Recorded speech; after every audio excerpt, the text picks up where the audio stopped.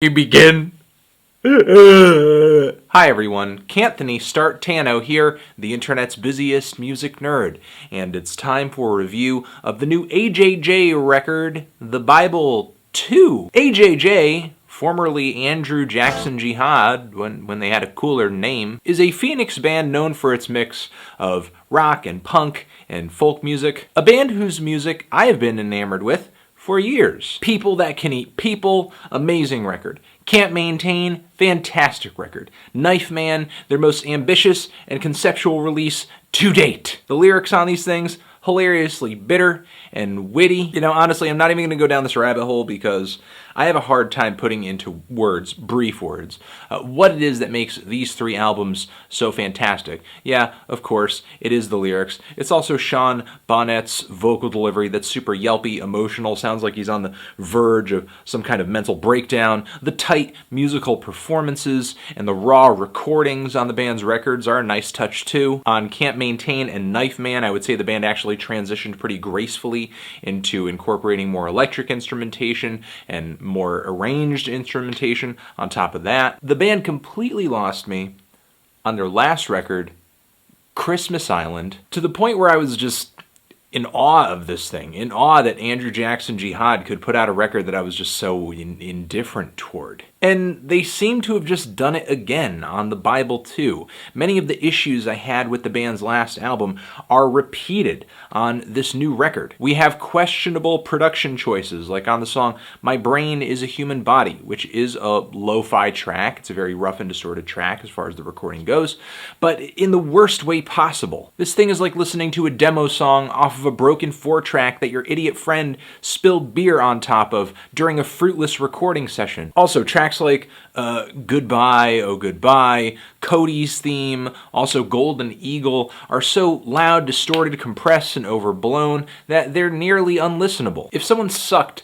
the dynamics out of my band's recording this much, I would fire them. Although, in the producer of this record's defense, I'm sure it was entirely the band's decision to try to sound like Neutral Milk Hotel as many times as they possibly could on this thing. Which is unfortunate, not only because Andrew Jackson Jihad already kind of has a definitive sound that they don't need to veer away from, especially not to just rip off some other band's sound, and it sounds like there was a decent Andrew Jackson Jihad at the core of some of these songs. It's just the instrumentation of the recording just flat out ruins it. We have a lack of refreshing songwriting ideas, like on the song Junkie Church, whose chord progression and melody are only interesting to me because they borrow elements from my favorite song off the last Andrew Jackson Jihad record, Linda Ronstadt. And then there are other cuts that feature the band toying with different musical styles that don't fit their aesthetic, that do not play to their strengths at all. They quite frankly sound awkward toying with some of these sounds, like the very sunny and slick power pop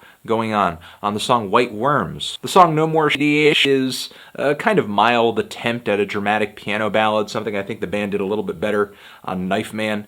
And the song American Garbage, they legitimately try to put together a new wave cut on here, and it's lackluster. Now, the band has gone outside of their musical comfort zone in the past, but it's not been without, that musical shift in style coming along with some kind of irony, or like there's a point to them changing their style, like it adds to the narrative of the song in some kind of way. But on The Bible 2, it's like Andrew Jackson Jihad is just casually changing styles from one track to the next just because they're bored. Though one of this album's best moments comes as a result of this surprising musical change of pace, the song Tera Fire, which features these burning lead guitar melodies that are pretty sticky, and these jumpy rhythm guitars that kind of remind me of something like a ska band would play in the 2000s or the late 90s. And after this track, we're pretty much at the end of the record, which thankfully, Andrew Jackson Jihad does not drop the ball here. We have the song Small Red Boy, which is an acoustic cut with some really dramatic and beautiful strings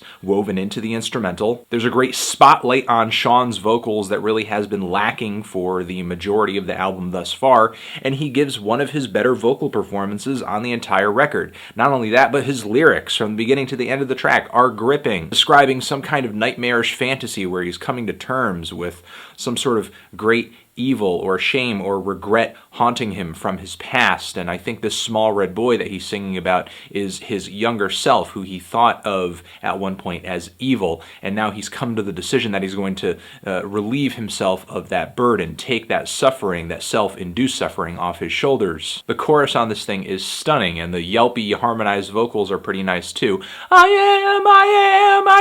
am the truth. And then the lyrics on this track loop back into the song No More Shame, and this creates kind of an aha moment on the record. All these previous songs sort of tie into the narrative of this track where Sean gets some kind of closure. All of a sudden, tracks like Goodbye, Oh Goodbye, or the depiction of some violent, angry, unruly kid on CODY'S theme all make sense. In fact, now the title of the track makes sense. And it would have been fantastic if the rest of the record could have shared in this aha moment, but unfortunately it doesn't. Either because the songs lyrically are detouring in another direction, or the instrumental or the recording is just so terrible it makes digesting the narrative of the track difficult. There were some bright spots on this record, just like with Christmas Island, and I guess I can give it to Andrew Jackson Jihad for being a little bit more conceptual on this album and tying things up in a pretty interesting way on the finish, but in a lot of ways for me, this album is just Christmas Island Part 2. Too many glaring flaws for me to say that Andrew Jackson Jihad has sort of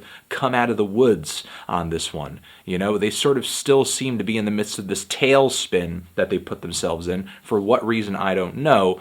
And I'm just kind of praying for the day that they work themselves out of it. I'm feeling a light to decent 5 on this thing. Transition. Have you given this album a listen? Did you love it? Did you hate it? What would you rate it? You're the best. You're the best. What should I review next? Hit the like. If you like, please subscribe. And please don't cry if you hate my thoughts on this album.